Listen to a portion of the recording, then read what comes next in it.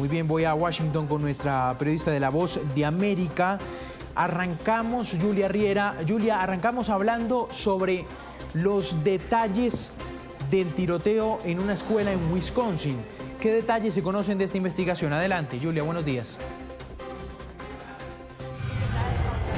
Buenos días, pues ya se conocen algunos de los primeros detalles de ese tiroteo que ocurrió en el día de ayer en una escuela cristiana de Madison, en el estado de Wisconsin. Los hechos ocurrieron sobre las 11 de la mañana hora local, cuando una joven de 15 años abrió fuego con una pistola contra sus compañeros y algunos profesores. Se conoce que murió un profesor sustituto y uno de sus compañeros de escuela. 6 personas resultaron heridas, 4 de menor gravedad y 2 resultaron heridas de gravedad, de mayor gravedad. La policía hizo público el nombre de la sospechosa, Natalie Rapnoe, una joven de 15 años que fue encontrada muerta cuando las autoridades llegaron a la escuela. Los policías también dijeron que fue un joven de segundo grado el que alertó a las autoridades, el que hizo la llamada de emergencia momentos antes de que llegara la policía. De cualquier forma, la investigación continúa abierta y las autoridades están tratando de saber cuáles fueron los motivos de esta joven por querer llevar a cabo este tiroteo en la escuela, y sobre todo también están tratando de averiguar cómo una joven de 15 años pudo tener acceso a un arma. Y es que las leyes tanto locales como federales en Wisconsin prohíben a los menores de 18 años tener acceso a las armas. Según el portal K-12 School Shooting Database, que es una organización que monitorea los tiroteos escolares, este año se han producido 322 tiroteos en escuelas del país. Se trata del segundo año con un mayor número de tiroteos después de 1996. Les cuento también que este es un hecho insólito, ya que según ese portal, solo un 3% de los tiroteos son llevados a cabo por mujeres. De cualquier forma, Juan Camilo, como decía hace unos momentos, esta es una investigación que continúa abierta y en las próximas horas se conocerán más detalles. La policía también dijo hace unos momentos que están investigando una carta o un manifiesto que la sospechosa del ataque dejó momentos antes de comenzar con ese tiroteo en la escuela. Julia, vamos a pasar a otro tema. Donald Trump sacando su faceta de empresario negociante porque quiere negociar el muro con México. Una negociación, una solicitud que ha tenido ya respuesta de la presidenta de México, Claudia Sheinbaum. ¿Qué ha dicho el presidente Trump? ¿Qué busca con el muro?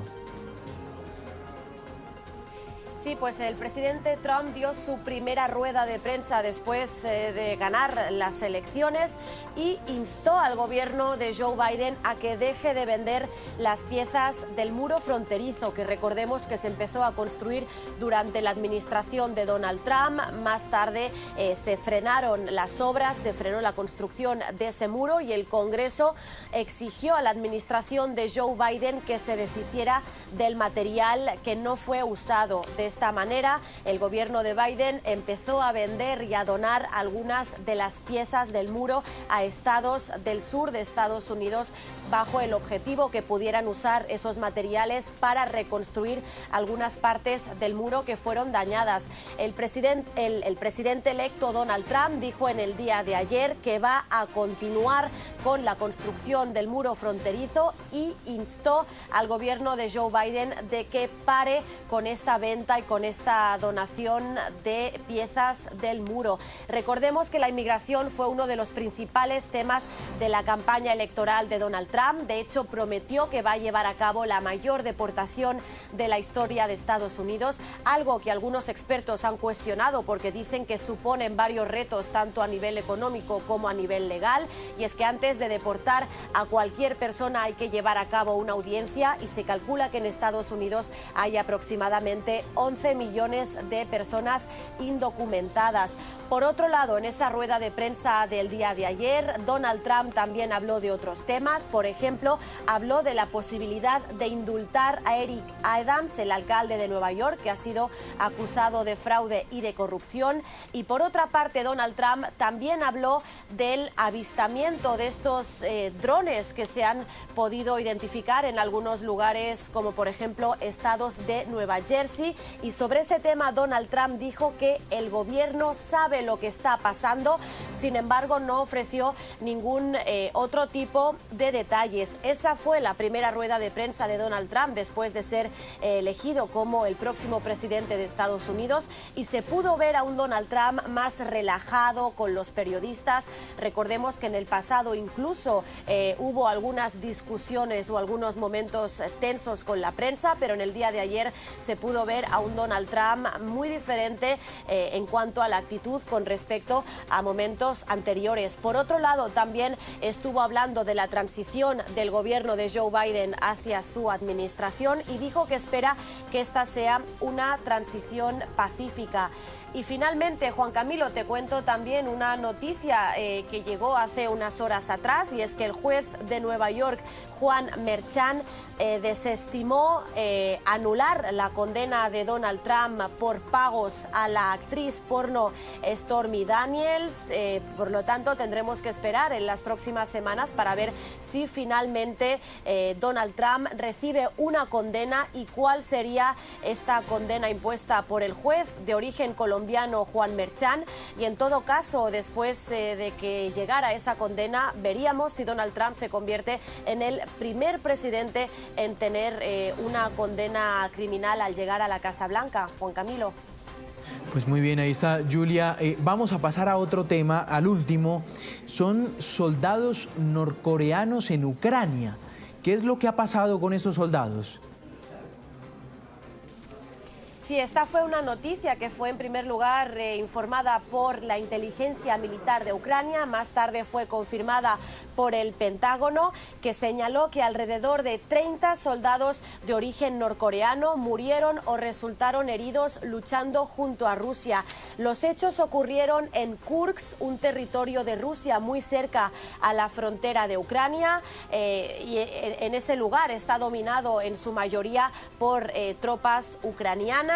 El Pentágono y Ucrania también dijeron que 3 soldados norcoreanos desaparecieron en ese territorio ruso, y también informaron de que se están reemplazando después de estas bajas las filas de soldados norcoreanos que son usados principalmente como infantería. Se trata de la primera vez que Estados Unidos confirma que soldados norcoreanos están luchando junto a Rusia en la guerra de Europa del Este. El presidente ucraniano Volodymyr Zelensky dijo que la entrada de Pyongyang a esta guerra representa una gran escalada y dijo que Ucrania no va a dejar de defenderse. Y por su parte, el presidente ruso Vladimir Putin no dijo nada sobre los soldados norcoreanos. Sin embargo, sí que dijo que Occidente está llevando a Rusia a la línea roja, y dijo también que Moscú está vigilando muy de cerca si finalmente Estados Unidos decide usar misiles de corto